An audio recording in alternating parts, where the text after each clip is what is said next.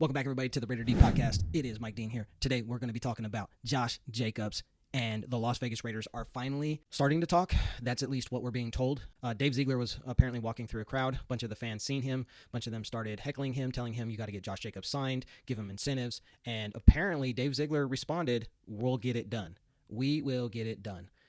Not very cryptic, straight to the point. It looks like Dave Zeigler is admitting that they are trying to get Josh Jacobs back on the team. They're trying to make him happy. We'll see. Now, if you guys watch my other video about the death knell to the Josh Jacobs contract, then you'll also know that naming Zamir White is kind of a slap in the face. Yes, Zamir White was going to be the starting running back for the preseason game, but you don't need to name him. You still keep Josh Jacobs as RB1, but then you play Zamir White because obviously Josh isn't there, and Josh really wouldn't need to play in the preseason anyway. No need in risking an injury with him. But this is kind of a signal. They keep bringing in all these running backs as though they're preparing to not have Josh Jacobs there. I think what happened is they seen during that game that Zamir White is a decent running back. He is not Josh Jacobs. He failed to get first downs, which we all know if it was Josh Jacobs carrying the rock, he would have got those first downs. Coming up a yard short on a touchdown, not having the speed and the agility and the quickness that Josh Jacobs has. And, yes, Zamir does have power. He is a power back. But Josh Jacobs has just as much power, if not more power, to move that pile, as we have seen over Josh Jacobs' career. And Marcus Allen was being interviewed, and he pretty much clearly said it. It seems like this is an NFL collusion to devalue running backs, and this is a huge mistake. And this is coming from Marcus Allen, one of the greatest running backs in the history of the NFL.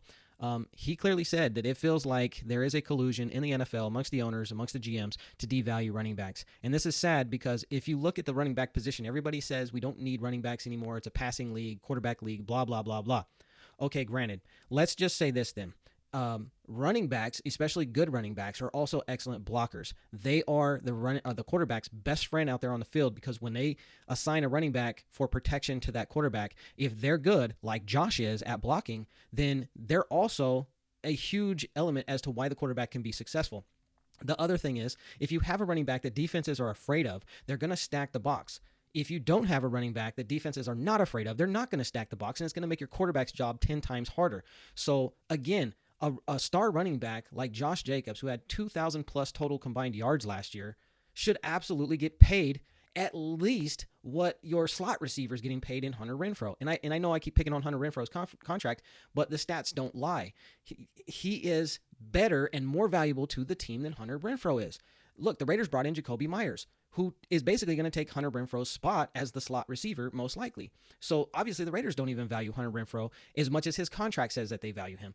But Josh Jacobs, they don't value at all. So anyway, listen, the rumors are right now that the Raiders are going to be talking to Josh Jacobs' team. We know from insider sources that are close to Josh Jacobs and his family that he does want to be a Raider. He wants to continue. He wants to get to the playoffs. He wants to win. He loves the silver and black. Probably not feeling too great about the front office of the silver and black, but hey, if you guys watched my last video, then you know I called out Mark Davis that he needed to get in Dave Zeigler's face and make him sign Josh Jacobs. And really, it's not even that hard, okay? Here's the deal. This is what Josh Jacobs wants, as far as what we know. Now, Josh, if you see this by chance, and if I'm wrong, hit me in the comments and let me know. Matter of fact, come on the podcast. That would be awesome. I think Josh Jacobs wants security. He said he wants security, and he doesn't want to be franchised. Now, in the NFL, you can franchise a player twice. So they franchise tagged him this year, which means they could do the same thing to him next year, and he doesn't want that. Now, the franchise tag in and of itself isn't bad because you are making a lot of money. And next year, he would be making somewhere around $14.5 million if they franchise tagged him again, which is a lot more than what Zeke Elliott's making right now. Potentially, the contract that he just signed is up to $6 million. So he's making way more than Zeke Elliott. So that's good. But it's not the money. And Josh has said this before. It's not the money. He doesn't care about that. It's the security.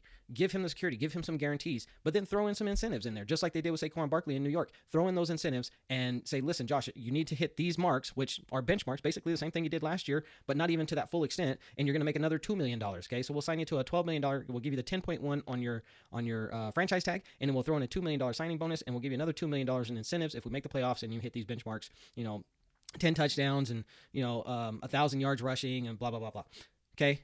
He's going to do that. But the key factor to that is that Josh Jacobs has said that he wants the security, which means he wants to test that free agent market next year. So if they sign him to that, there has to be a clause in there, which the Raiders can put in the contract and Jacobs can sign, which says that they will not franchise tag him next year. He will be an unrestricted free agent. Boom, deal's done. Josh is on the team. We make a playoff run. Look at what our defense did in that preseason game, and we didn't even have our starters in there. Imagine what our starters are going to do. And look at Aidan O'Connell as a backup. I cannot see why he would not be QB2. Obviously, you paid the big money to Garoppolo, so he's going to be QB1, but I think Aidan O'Connell won QB2. And so if we have any issues with Garoppolo, I think Aidan O'Connell can come in there. He could be an efficient quarterback. He could do good enough to get us to the playoffs. And I think if our defense on the starters fly around the ball like our second and third string did on Sunday against the 49ers, man, oh man, we might have a top 5 defense, guys. That was insane.